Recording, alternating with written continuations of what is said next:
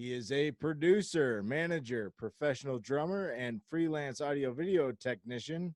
Welcome to the show, Levi Watson. Hey, how's it going, man? Good, man. Good to see you. It's good to see you. I know Levi from him giving me work, basically. I appreciate that, Levi. So are you Yeah, I still always appreciated you being there, man. You always kick butt. So you're not a freelance, right? You're not tied down? yeah, I've got a production company that I do a lot of events. I do my own events. We do music. We do same kind of stuff. Some of them I actually do the whole bit. Rentals, rent gear, oversee some hotels when they have people out and filling in for things. And that's awesome. So we're kind of a spread wide, which part of our goal this year is to consolidate some of that.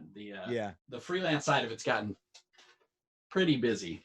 A couple months this year already that I'll be gone virtually the entire month. So keeps me on the road. But it'll be good this year because they're in places where I've got a lot of people I haven't seen in a long time. So trying to incorporate some visits into the travel as well. But as you know, their productions are long days. So they are. It looks like you got a great studio there behind you. Yeah, this is my home control room, kind of my office. So I'll mix and master and do all that good stuff in here and overdub tracks and make beats, make music and hold our meetings and stuff here. So how many bands do you manage? Yeah, we manage a couple bands and I play in bands too as well. So I'm currently in 4 bands. So really?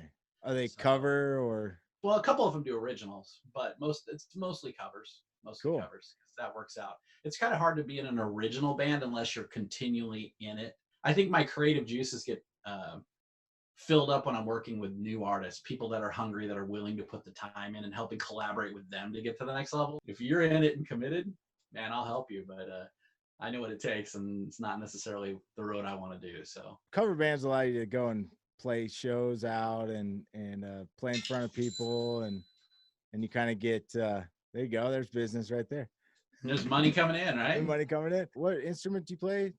Drums professionally. I play a little bit of guitar, bass, keys.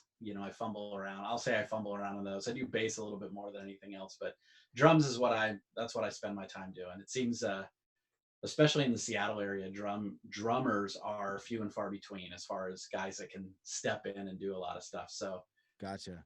It's amazing the number of calls I get to fill in and play shows and fill in for bands. I've gotten to play with a lot of really cool bands, fill in for a lot of different types of shows, everything across the board, different spectrums. And I think it's really easy as a musician to take for granted what you can do. I'll get a list of 60 songs and I've got 3 days to know them to show up and play, and it's not a big deal. Where I've come to learn working with enough artists over years that it's like that's not normal. That's not the thing. So I'm always amazed when I see a good cover band. I mean, these guys are tight and they know exactly what songs are going to move the crowd. The crowd has a certain expectation, and you have to let things go as well, because there are things.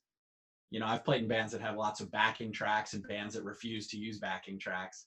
And it's funny when you play in a band with backing tracks that you've got a horn section playing and there's no horn section. And the audience is like, man, you guys are amazing. You sound so good. And you're like, that's a track. But, you have to but they're willing to pay big money for that stuff because it makes them feel like they're in it. And the experience matters. And, there's a million drummers that can do some songs, but it takes somebody who actually can drive the beat to take it to the next level and can keep that flexibility that's needed in that. So gotcha. What's your favorite style to play? I think the answer for me is anything that I'm not bored with at the time. Gotcha. I can't the reason I like to be in multi bands as well is I can get bored if I'm doing one style or one thing for too long. So I'll work on something hip hop and EDM, and then I'll work on a country thing, and then I'll work on a hard rock thing, and then an alternative 90s thing. Yeah. And it keeps me moving. It's even the way I listen to music. I can't listen to just one station for too long because I'll get worn out of it. So as long as I keep it fresh, I think that's my favorite style. You always hear about bands, their most popular songs are their least favorite to play, really. Right. A lot of times. Yeah, absolutely. And so that's the hard part. But I think you come to respect it later on. Like I think as a new artist, it's all about where am I going? What am I doing? Where am I taking the music? But as you get older, you appreciate how everybody's created a life attached to that. So even with cover bands, I think the reason why more experienced musicians in most cases are cover band artists, first off, you actually make money at it. That's different. You know, it's very difficult to make money as an original artist unless you're 100% committed to it. The ability to go out there and play, we'll say like a Journey song, which has been played a trillion times everywhere. But people have something in their life where they remember hearing it and they attach emotions and feelings and life to it. And when you're playing those songs at a gala or something like that, people, it just takes them back to nostalgia. And that's what they want. They want to escape for an evening, have fun. One of the beauties of what I get to do now is I work with a lot of varied musicians that are, we'll call them hired guns, because these guys are pros, guys and gals, singers, guitarists, bass players, the whole nine yards, keyboardists. And I've gotten to listen to a lot of them play in all the different ways and figure out what their styles and preferences are. And you'd asked me, you know, earlier in a conversation we had kind of about the Poachers, right? Yeah. Well, the thing with the Poachers was that was a request for a waterfront festival that was going on up here that wanted a certain type of music and wanted a certain feel. So that band was put together for that by the request of what was needed.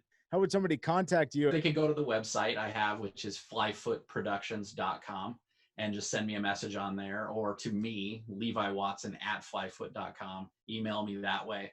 Text and emails work way better because there's always a space here where I can respond and work things out and figure out what you need and set those shows up. Yeah, we'll put that down in the show notes too, so look for that. Thanks, man. We're gonna kind of switch it up a little bit more to the producing side.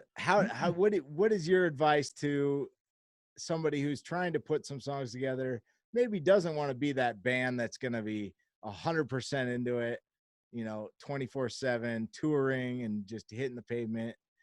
If you meet with a producer and talk about your project, they can do a few different things. One, they can find musicians that want to come in and collaborate with you. And sometimes they'll do that because they want you to collaborate with them on stuff. And that's the best time. You know, I've had music come through my door that I'm like, this is not for me. This is not, I'm not feeling this, you know, right. And I'm honest with it. This may be fantastic music, but I'm not feeling where you're going with it. Right. So let me get it to my buddy James over here. Let me get it to, you know, my buddy, you know, Mike over here, and let him take a look at that, because I think that may be something he's interested in, because that's more their style. But then there's other times where I'm like, I don't know, this is just a piece of a song. And I go, hey, let me work on that. You know, I want to do something with it. Cool. That's one route. The other is really sending out something about a roundtable collaboration and say, hey, I'd love to get something going, you know, at a house or some club place, you know, maybe the community center or something, and say, you know, looking for singer, songwriter, artists that want to collaborate in music. We're going to get together the first Friday of the month for the next few months. And then people come together and you start finding collaborations. I mean, that's stuff like that. Put together by studios is how things like the Civil Wars were created. Oh, gotcha. Yeah, open mics are great too. Open mics always work because you'll find people there. I mean, if somebody likes what they hear, they're going to ask you about it. Where do you see yourself, you know, taking your business? FlyFoot Production is right now currently 2 partners, Shar, Bailey, and myself, and really getting some of those aspects a little bit more into her avenue versus my avenue, so that we're balanced. You know, we're kind of expanding the traditional AV side of the business a lot. Okay. And I've got a group of guys that I'm working with right now that have some huge opportunities out there. People that are really solid, you know, video, lighting, audio guys, project managers, you know, the like, who have been in the game for quite a while, who have, you know, they've been burned out of after a while doing the same thing. And they're starting to head out on their own, and they've got clients and people that are really interested in working with them, and that they worked with years ago, and various people outside of anything they've done that reach out to them, but they're singularly focused on or an expert in one particular aspect of it. Gotcha. Negotiating things, putting it together, making sure the contracts work, making sure everything flows from a management standpoint is usually something technicians typically don't have as much experience in. Right. Yeah. So helping grab everybody together and say, hey, you really want to do this, you want to do this, you want to do this. Let's put it all together. Let's create a co-op component.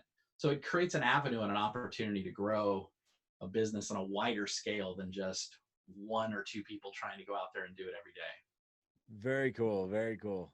Well, I wish you the best of luck in your ventures. Yeah, man. Why don't you go ahead and give your contact info out again? Yeah, sure.